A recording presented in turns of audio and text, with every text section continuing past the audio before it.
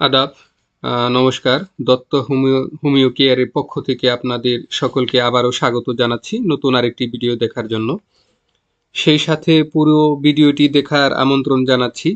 আশা করছি শেষ পর্যন্ত সাথে থাকবেন। আজকের আলোচনার বিষয়টি হচ্ছে গেটে বাত বা গাউট। তো খুবই গুরুত্বপূর্ণ একটি আলোচনা। এই শীতের সময়ে দেখা যায় যে এই প্রভাবটা খুব বেশি এবং এতে খুবই কষ্টদায়ক একটা পীড়া। দেখা যায় যে বিশেষ করে বয়স্ক ব্যক্তি যারা আছে তারা খুব কষ্ট বোধ করে এই পীড়াটাতে। তো গেটে বাত বা গাউট এটি একটি প্রদাহজনিত রোগ। এতে সাইনোভিয়াল অস্থিসমূহ এবং এর আশপাশের যে সকল টিস্যু থাকে সেই টিস্যুতে দেখা যায় যে সংক্রমিত হয় এবং সোডিয়াম ইউরেট এবং মনোহাইড্রেট যে ক্রিস্টাল সেগুলা জমা হয়। এই জমা হওয়ার কারণে প্রদাহ হয় এবং আশপাশের মাংসপেশি যেটুকু থাকে সেগুলা কিছুটা ফুলে যায়। তো মহিলাদের তুলনায় পুরুষদের দেখা যায় যে এই রোগে আক্রমণ হওয়ার ঝুঁকিটা বেশি থাকে। তো এটা আবার কিছু কারণ আছে যে বয়স বৃদ্ধির সাথে সাথে দেখা যায় যে রক্তে ইউরিক অ্যাসিডের মাত্রাটা বৃদ্ধি পেলে এই রোগ হওয়ার ঝুঁকিটা সবচাইতে বেশি থাকে। অর্থাৎ প্রস্রাবের যে সকল গোলযোগ বা ইউরিক অ্যাসিডের মাত্রাটা যদি রক্তে বৃদ্ধি পায় সেক্ষেত্রে এটা হতে পারে বা হওয়ার সম্ভাবনা থাকে। ইউরিক অ্যাসিডটা জমে যায়। তো এর কারণ হিসেবে আমরা যদি দেখি যে আসলে কি কারণে হয়, আর এই বিষয়টা আর একটু বলি যে ইউরিক অ্যাসিডটা বিশেষ করে যে আমরা যে সকল খাবার খাই, খাবার থেকে ইউরিক অ্যাসিড নামক যে সকল পদার্থটা আসলে জমা হয়, এগুলো প্রস্রাবের সহিত দেখা যায় যে বেরিয়ে যাওয়ার কথা, কিন্তু যদি পুরোপুরি বের না হয়ে বেশ মাত্রায় জমা থাকে তো সেই ক্ষেত্রে দেখা যায় যে এই ব্যথাটা বৃদ্ধি পায়। তো এই বৃদ্ধি পাওয়ার যে ব্যথা এটার কারণ, যে গেঁটে বাতের কারণ, তার ভিতরে এক হচ্ছে যে ইউরিক অ্যাসিডের মাত্রাটা যদি বৃদ্ধি পায় সেক্ষেত্রে গেঁটে বাত হতে পারে। ২ নাম্বার, কিডনির কার্যক্ষমতা যদি হ্রাস পায় সেক্ষেত্রেও হতে পারে। পারিবারিক বা জেনেটিক কারণে হতে পারে। বিভিন্ন ঔষধের অপব্যবহার, এর ভিতরে আছে ব্যথা বা অ্যাসপিরিন জাতীয় যে সকল ঔষধ আছে সেগুলাতে হতে পারে, এবং বেশি প্রোটিন জাতীয় খাবার খাওয়ার ফলে হতে পারে। দেখা যায় যে বেশি প্রোটিন জাতীয় মাংস, ডিম এই ধরনের খাবার পরে দেখা যায় যে শরীরের অতিরিক্ত ওজন বৃদ্ধি পায় এবং সে কারণেও হতে পারে। তো চলেন এবার দেখি যে কটিবাতের যে সকল লক্ষণ আছে, যে লক্ষণগুলা কি। লক্ষণটা যদি আমরা দেখি যে হাতে পায়ে ছোট ছোট গ্রন্থিগুলা ফুলে যায়, যে হাতে পায়ের যে গ্রন্থিগুলা থাকে প্লেন্টগুলা সেগুলা দেখা যায় যে ফুলে যায়, এটা বা এক ধরনের নুডলস তৈরি হয়, নোটস হয়। এবং জ্বর যদি থাকে, যে জ্বর থাকে কিন্তু জ্বরের পরিমাণটা খুব বেশি থাকে না, মাত্রাটা স্বাভাবিক থাকে, এখানে ৯৯ থেকে ১০০ ডিগ্রি জ্বর থাকে। এবং প্রস্রাবে দেখা যায় যে প্রায়ই অ্যালবুমিন এবং ইউরিক অ্যাসিড দেখা যায় প্রস্রাবের সাথে। এবং অস্থিসমূহ বা হাড়ের যে সন্ধি, যে অস্থি সন্ধি বা ভাঁজ যে জায়গায় আছে সেগুলা নড়াচড়াটা করাটা খুব কঠিন, সহজে নড়াচড়া করাইতে পারে না। এই হচ্ছে তার যে লক্ষণগুলা। তো এবার দেখছি যে এখানে যে কি কি মেডিসিন সাধারণত ব্যবহার করা হয়। এই মেডিসিনগুলোর ভিতরে আমি প্রধান যে মেডিসিন আছে সেগুলাকে এখানে অন্তর্ভুক্ত করার চেষ্টা করেছি। তো এই তালিকায় আমি প্রথম যে মেডিসিনটাকে এখানে অন্তর্ভুক্ত করেছি সেটা হচ্ছে কলসিকাম।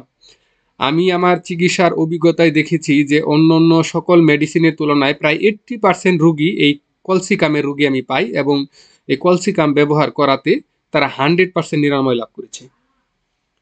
তো এই কলসিকামটা আসলে কিভাবে আমরা ব্যবহার করব, কলসিকামের যে সকল লক্ষণ আছে সেগুলো আমি একটু এখানে দিয়েছি।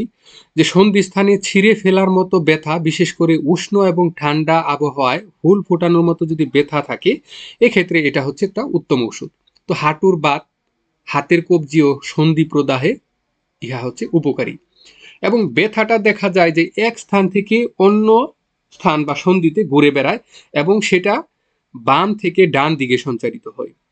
পাকাশয় এবং হৃৎপিণ্ডের, অর্থাৎ পাকস্থলী এবং হার্টের যে কোনো ধরনের দোষ থাকা সত্ত্বে, অর্থাৎ এই ধরনের দোষ আছে সেই সাথে রোগীর যদি এইরকম সন্ধিবাত বা গেঁটে বাত থাকে, তো এটা হচ্ছে অমৃত সুলভ ঔষধ। এটা বিশেষ উপকার যদি এই ধরনের লক্ষণটা আমরা যদি পাই। এবং এই কলসিকামের রোগীর আরেকটা বিশেষ লক্ষণ হচ্ছে তার গন্ধটা অসহ্য, এমনকি খাবারের গন্ধেও তার বমি বমি ভাব এবং বমি আসে। এবং দেখা যায় ব্যথাটা তার সন্ধ্যায় ও নড়াচড়াতে বাড়ে।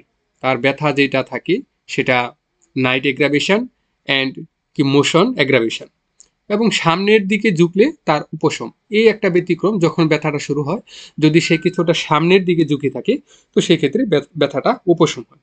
তো এই সেবন বিধিটা যদি আমরা দেখি, এখানে আপনি কলচিকাম আপনি 33 অথবা 200 যে কোনো একটা শক্তির ওষুধ আপনি নিতে পারেন। আমি সাধারণত বলবো তো 30 শক্তির ওষুধটাই আপনি 2 থেকে 3 ঘন্টা অন্তর অন্তর যদি আপনি সেবন করতে দেন তো খুবই দ্রুত সময়ের ভিতরে নিরাময় লাভ করবে। এছাড়াও যদি আপনি প্রয়োজনে যদি পুরাতন পীড়া হয় বা যদি আপনি জটিল পজিশন মনে করেন তো এক্ষেত্রে আপনি 200 বা 1M 2 থেকে 1 বার সেবন করতে দিতে পারেন। আর এছাড়া আমি বলবো যে এই কলচিকাম যদি মাদার টিংচার যদি বাহ্যিক ব্যবহার করলে খুব, অর্থাৎ রোগীর যে সকল আক্রান্ত স্থান তার আশপাশে যদি আপনি এটা ব্যবহার করেন তাতেও খুব উপকার হয়। আর যদি আপনি 0-2 শক্তি 0-2 বা 50 মিলিসিমাল স্কেলে যদি আপনি ব্যবহার করেন তো 0-2 শক্তি আপনি 1 থেকে 2 বার সেবন করতে দিলে রোগী খুব দ্রুত নিরাময় লাভ করে। যদি ক্রিটিক্যাল কন্ডিশন থাকে এক্ষেত্রে আপনি 2 থেকে 3 ঘন্টা অন্তর অন্তর এটাও 1 থেকে 2 দিন আপনি এইভাবে দিতে পারেন। পরবর্তীতে এটা আবার স্বাভাবিক মাত্রায় নিয়ে আসতে পারবেন। তো আরেকটি বিষয় আমাদের এখানে খেয়াল রাখতে হবে, যে ওষুধটার কার্যক্ষমতাটা যত বেশি ভালো, যেমন ফলাফল আমি বলছি যেটা থেকে পাই, এটা দেখা যায় যে এটার যদি অপব্যবহার হয় বা দীর্ঘ সময় যদি ব্যবহার হয় বা সঠিক মাত্রায় যদি ব্যবহার না হয় তো দেখা যায় যে পদদ্বয়টাতে এক ধরনের টিবলির মতো হয়ে ফুলে ওঠে। তাই এটা ব্যবহার করার ক্ষেত্রে একটু সতর্কতা অবলম্বন করতে হবে, এবং বেশি মাত্রায় ব্যবহার করলে দেখা যায় যে অন্ডটা লাল এবং মূত্র রোগের এক ধরনের উৎপত্তি হয়। পরবর্তীতে এই ভাবটাও চলে যায় যদি আপনি একটা লিডাম এক মাত্রায় যদি আপনি দেন তো, বা লিডাম পাল, সেক্ষেত্রে এই ভাবটা চলে যায়। তো পরবর্তী যে মেডিসিনটাকে আমি এখানে অন্তর্ভুক্ত করেছি সেটা হচ্ছে বেনজোইক অ্যাসিড।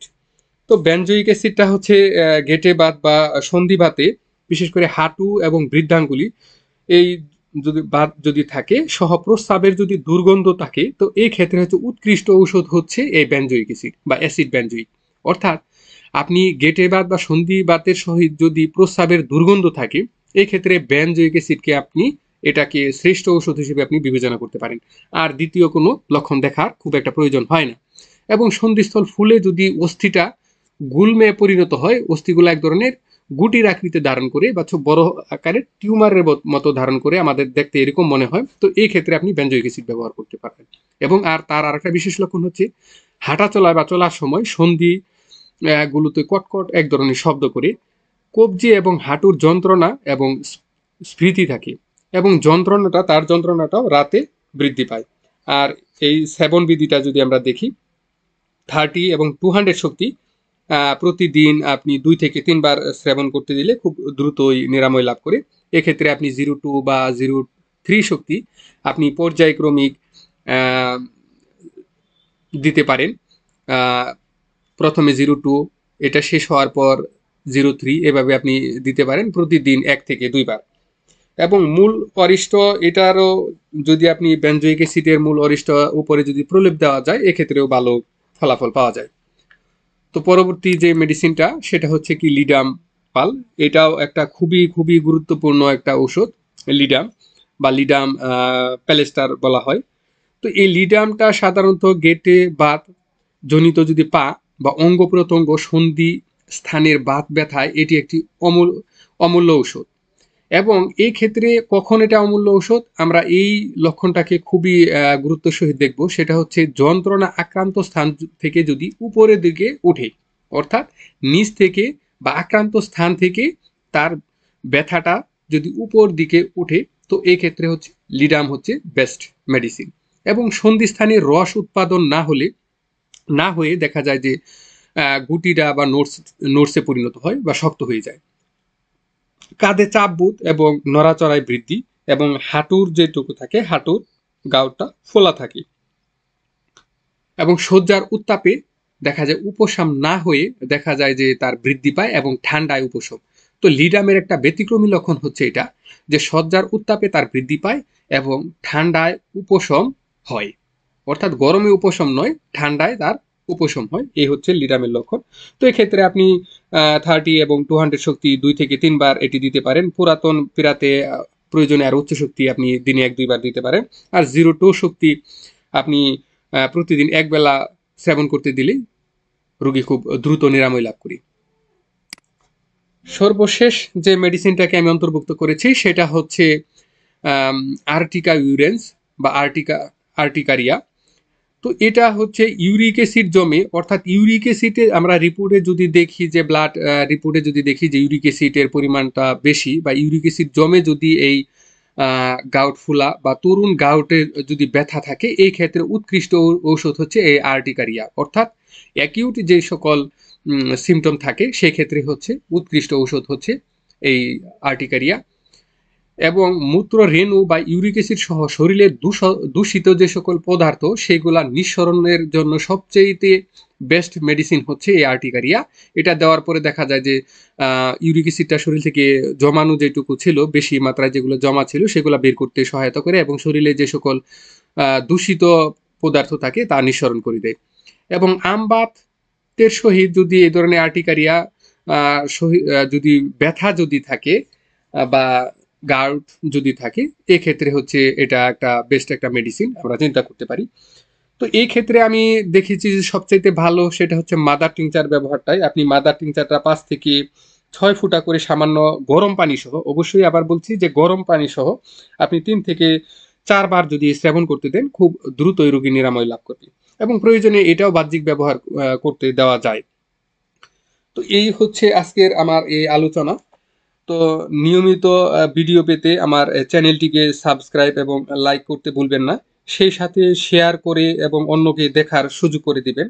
আজকে এই পর্যন্ত, পরবর্তী ভিডিও দেখার আমন্ত্রণ জানিয়ে শেষ করছি।